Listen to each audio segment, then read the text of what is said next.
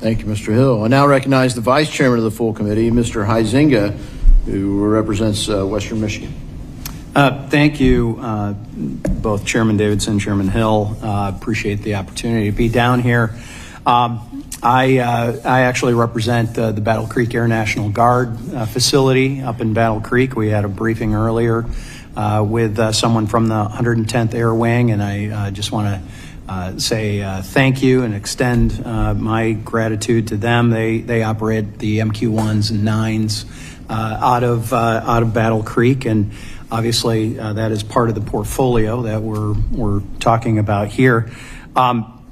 I want to try to touch on a couple of things. It might seem a little disjointed, but based on some experience that we had previously going through reworking of CPHAS, I'd like to know more about specifically from Mr. Frankston how your operations fit into that CPHAS operation and that review.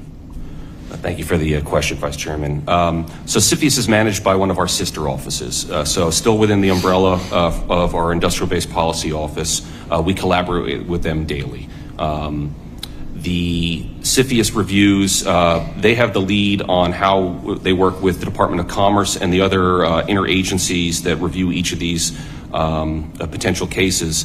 But a lot of that is informed by where a adversary or a foreign partner may want to make an investment. We need to be aware of that as we're targeting our own supply chains too. It helps us to know where China or another adversary is trying to gain leverage against a key shortfall that we may have or something else. So there is a constant exchange of data. And typically that had been in manufacturing space previously. Now we've sort of expanded it into strategic locations, correct? Yes, which is literally the review of land and acquisitions that might be outside of either a technical ability or some sort of manufacturing ability, correct? That is correct, sir, yes.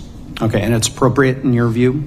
Yes, it absolutely is a direct bearing where our adversaries are. So that land that might be next to a base or that might be next to an industrial facility may just be an opportunity for espionage or a different... probably not just sheer coincidence that the Chinese are interested in picking up land next to a facility. Sir.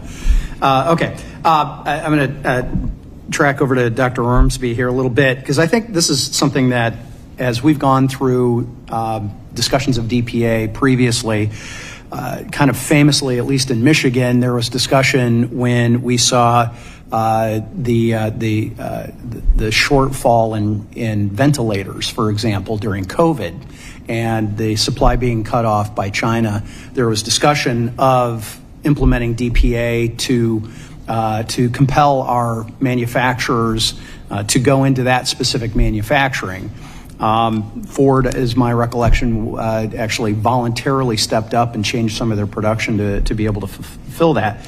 But that's outside of sort of the traditional role of DPA, and certainly what you've been talking about with these core 6 funds, the core Title III dollars. I'm more interested in how you see how the CARES Act supplemental funds, how the Inflation Reduction Act funds fit into that, and then we see the foreign policy side of this with Ukraine supplemental, the Indo-Pacific security supplemental, and the Israel security supplemental fund. So explain to everybody that might be watching this, and certainly for us up here, where you see these different funds and how they fit, and you had mentioned there's expiration dates on those, and if you could outline that. Yes, thank you for the question, Vice Chairman. I think a lot of that really does go to Mr. Frankston, where we're setting the priorities within the legal authorities that we get and the funding authorities that we get. And then in our office, we execute the priorities, basically. So I would say the various funds do apply to needs that we have, as we look at replenishing munitions, replenishing stocks, it does help.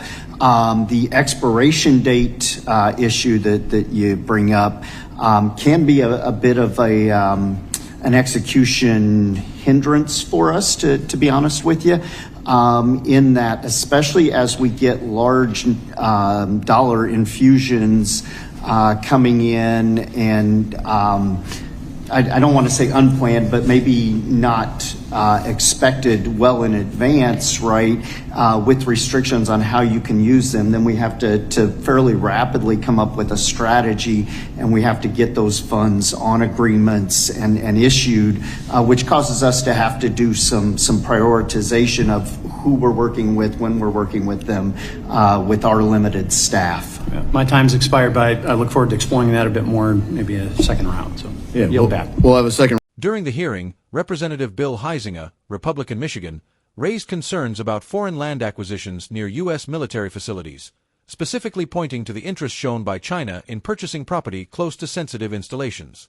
He began by acknowledging the contributions of the 110th Air Wing at the Battle Creek Air National Guard, which operates MQ-1 and MQ-9 drones, and tied their work to broader national security issues under discussion.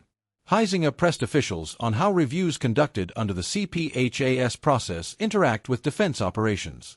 Mr. Frankston explained that while CPHAS reviews are managed by a sister office, they collaborate closely with industrial base policy teams to track and assess foreign investments.